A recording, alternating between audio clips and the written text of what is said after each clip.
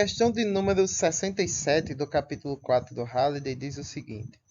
O menino faz uma pedra descrever uma circunferência horizontal com 1,5 metros de raio e 2 metros acima do chão. A corda arrebenta e a pedra é arremessada horizontalmente, chegando ao solo depois de percorrer uma distância horizontal de 10 metros. Qual era o módulo da aceleração centrípeta da pedra durante o movimento circular? Então nós temos aqui a representação do movimento circular da nossa pedra, que possui aí um raio de 1,5 metros para a circunferência que ele descrevia, e ele estava sendo movimentado a uma altura de 2 metros acima do solo. O ponto em que a gente vai analisar aqui é a partir do momento em que a corda arrebenta e a pedra faz descreve um movimento de arco até atingir o solo. Nesse movimento que ela descreve, ela percorre horizontalmente 10 metros. E aí ele quer saber qual é a aceleração centrípeta da pedra quando girava no movimento circular preso pelo barbante.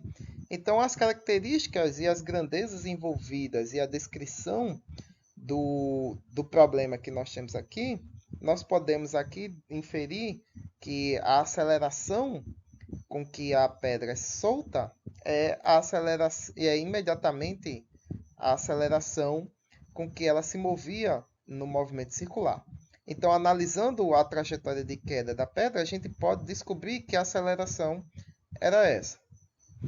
Então, analisando a trajetória de queda do objeto, no eixo Y, ele vai descrever um movimento acelerado, pois você tem a ação da gravidade, né? A partir do momento em que ela se solta da corda, a corda arrebenta, a gravidade atua. Então, mesmo que ela faça um movimento horizontal, ela vai declinando até atingir o chão por conta da ação da gravidade.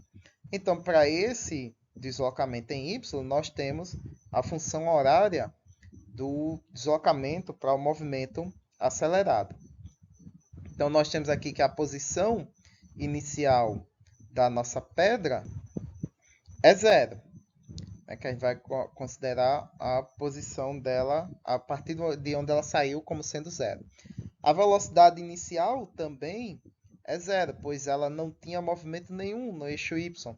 Ela estava apenas circulando no movimento circular que é paralelo ao eixo x, horizontal. Então, ela só passa a ter movimento em y quando ela se solta da corda e começa a cair. Então, fica somente o termo 1/2 da aceleração vezes o tempo ao quadrado. Então, está aí o deslocamento da nossa partícula depende apenas desse termo. Mas a gente já sabe qual é o deslocamento, que foi de 2 metros. Então, o tempo de queda, que é o que a gente precisa saber aqui, é a raiz de 2y sobre g. Então, nós temos y a distância que ela percorreu nesse eixo, 2 metros, e g é a aceleração da gravidade.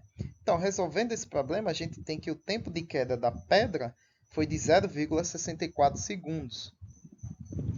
Analisando agora o movimento dela em x, já que a gente já tem o tempo gasto por essa pedra para descrever esse movimento até ela cair no chão, então em y ela levou 0,64 segundos para mover-se 2 metros, só que ao mesmo tempo ela se deslocou no eixo x 10 metros.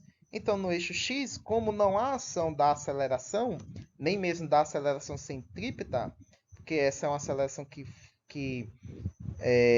é direcionada ao centro do movimento circular, então significa que essa velocidade em x é a nossa velocidade tangente ao movimento circular, que na descrição é um movimento constante, ou seja, não se modifica, e mesmo quando a pedra ela é solta da corda, o movimento em x não está sujeito a nenhuma aceleração, então, portanto, continua sendo constante. Então, a equação da velocidade média, deslocamento sobre o tempo, para a gente descobrir que velocidade era essa. Então, a velocidade da pedra no eixo x é de 10 metros sobre 0,64 segundos, que é o tempo que ela levou para percorrer essa distância, o que nos dá aí uma velocidade de 15,65 metros por segundo. Então, essa é a velocidade não só que descreve o movimento em x da pedra quando é solta pelo barbante, como também a própria velocidade tangencial da pedra em torno do barbante. Porque lembre-se que essa velocidade ela é constante. E quando a pedra é solta pelo barbante, continua sendo constante nesse eixo, pois não há ação de aceleração alguma. A única aceleração que a gente tem é a centrípeta, que é a que ela é direcionada ao centro do movimento circular, então ela não influencia na velocidade tangencial da pedra.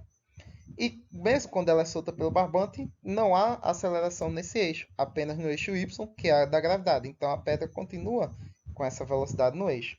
Então podemos aplicar aqui na equação da aceleração centrípeta que, como a velocidade ela é constante e não muda, então a nossa velocidade circular da pedra também era de 15,65 metros por segundo. E o raio nós temos, que é de 1,5 metros. Então basta apenas a gente substituir e resolver, e aí a gente chega com uma aceleração de 163,3 metros por segundo ao quadrado. Essa é a aceleração centrípeta da pedra ao girar nesse barbante de raio 1,5 metros. Muito bem, pessoal, é isso aí e até a próxima questão. Curtam e compartilhem.